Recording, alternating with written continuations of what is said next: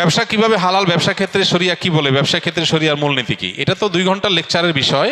আমরা শুধুমাত্র কয়েক সেকেন্ডে যে জিনিসটা বলতে চাই সেটা হলো, ব্যবসাকে আল্লাহ তাআলা হালাল করেছেন। আল্লাহ বলেছেন আহাল্লাল্লাহুল বাইআ ওয়া হাররামার রিবা। আল্লাহ ব্যবসাকে হালাল করেছেন, বিধায় আমরা ব্যবসার মানসিকতা লালন করব। বিশেষ করে আপনারা যারা এখানে স্কিলে ট্রেনিংয়ের জন্য এসছেন, আমাদের চেষ্টা থাকতে হবে এন্টারপ্রেনার হওয়ার, উদ্যোক্তা হওয়ার, ব্যবসায়িক উদ্যোক্তা হওয়ার। স্বপ্ন দেখেন, চেষ্টা করেন, সাধনা করেন, আল্লাহর কাছে দোয়া করেন, দেখবেন আল্লাহ তাআলা বারাকা দিয়ে দিয়েছে। তো এই জন্য ব্যবসার মধ্যে বেশিরভাগ রিজিক আল্লাহ তাআলা রেখেছেন কিসের মধ্যে? ব্যবসার মধ্যে। এবং ব্যবসার মধ্যে বারাকা বেশি রয়েছে, এই জন্য ব্যবসার মানসিকতা থাকা উচিত। এর মানে এই না যে চাকরি করা জায়েজ নাই, চাকরি করা জায়েজ আছে। নবী আলাইহিস সালাম নিজে অন্যের অধীনে কাজ করেছেন, সেটা এক প্রকারের চাকরি, কিন্তু আবার একই সাথে তিনি বাজারে গিয়ে ব্যবসা করেছেন এবং সেটাই ছিল তার মূল এবং প্রধান জীবিকা নির্বাহের মাধ্যম। এজন্য ওইদিকে আমাদের অগ্রসর হওয়া উচিত। ব্যবসা ক্ষেত্রে বেশ কয়েকটা মূলনীতি লক্ষ্য রাখতে হয়। সবচেয়ে বড় জিনিস হলো যে হারাম জিনিসে ব্যবসা করা হারাম। যে জিনিস হারাম সেটা ব্যবসা করাও কি, যেটা আমার জন্য খাওয়া জায়েজ না সেটা আরেকজনের কাছে বেচাও জায়েজ না। এটা হলো একটা কমন মূলনীতি। দ্বিতীয়ত হলো ব্যবসা করার ক্ষেত্রে নবী আলাইহিস সালাম বলেছেন সামহান ইযা রাহিমাল্লাহু ইমরাআন সামহান ইযা বা সামহান ইযা ইশতারা। আল্লাহ ওই ব্যক্তির প্রতি রহম করেন যে ব্যক্তি বেচুক কিংবা কিনুক, সবসময় সে দয়া পরবশ থাকে, অন্যের অধিকারের ব্যাপারে সচেতন, সব মিলিয়ে তার ভিতরে স্যাক্রিফাইসের মানসিকতা, তার ভিতরে ছাড় দেওয়ার মানসিকতা, আন্তরিকতাপূর্ণ মানসিকতা থাকে। শুধু ঠকানো না, একজন প্রতিষ্ঠিত ব্যবসায়ী, বাংলাদেশের প্রথম সারির টপ 10 or 15 সফল ব্যবসায়ীদের মধ্যে একজন হবেন।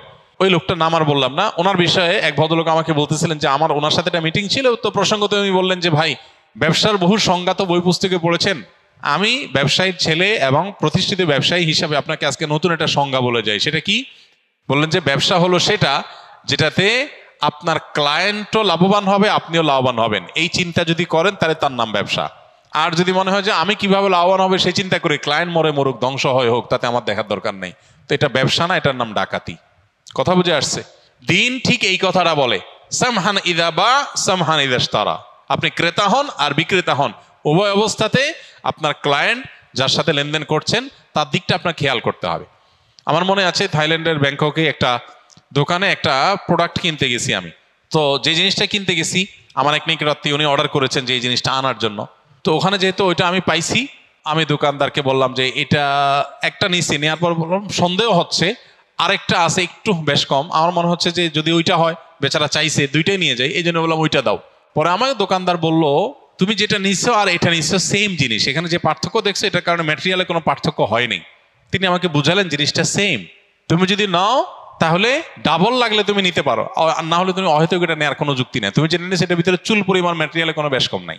শেষ পর্যন্ত আমি এটা কিনতেই পারলাম না। সে আমাকে এমন ভাবে বুঝাইলো, দোকানতে বেরিয়ে করে দিল যে তুমি নিলে দুইটা নাও, লাগলে সেটা ভিন্ন কথা, কিন্তু যেটা নিছো আরেকটা নিতে আসছো একটু লেখা বেশ কমের কারণে, এই লেখার কারণে ম্যাটেরিয়ালে কোনো পার্থক্য হয় নাই, জিনিস সেম, অযথা তুমি কেন টাকা নষ্ট করবা। আমাকে সে কিনতেই দেয় নাই, আমি বাইরে চলে আসছি। একজন অমুসলমান, একজন ভিন্ন ধর্মাবলম্বী, সে তার দোকান থেকে, আমি একজন ভিনদেশী, সে আমাকে প্রোডাক্টটা বিক্রি করলো না। দিন যে জিনিসটাকে বলে দুর্ভাগ্যজনক বাস্তবতা আমাদের মুসলমানদের থেকে আজকে চলে গেছে, সেটা আমরা মুখে মুখে বলি, আমলে নেই।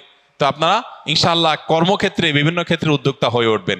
না খেয়ে থাকলেন, টাকা কম কামাই করলেন, উপার্জন কম হলো, কিন্তু কখনো কোনো মানুষের ক্ষতি যেন আমার দ্বারায় না হয়। আল্লাহ আমাদেরকে সেটা করার তৌফিক দান করুন। তো ব্যবসার মূলনীতিগুলো বোঝার জন্য ব্যবসা শুরু করার আগে ব্যবসা সংক্রান্ত বিধিবিধানগুলো আলাদা জেনে নিতে হবে, আলাদা কোর্স করে নিতে হবে।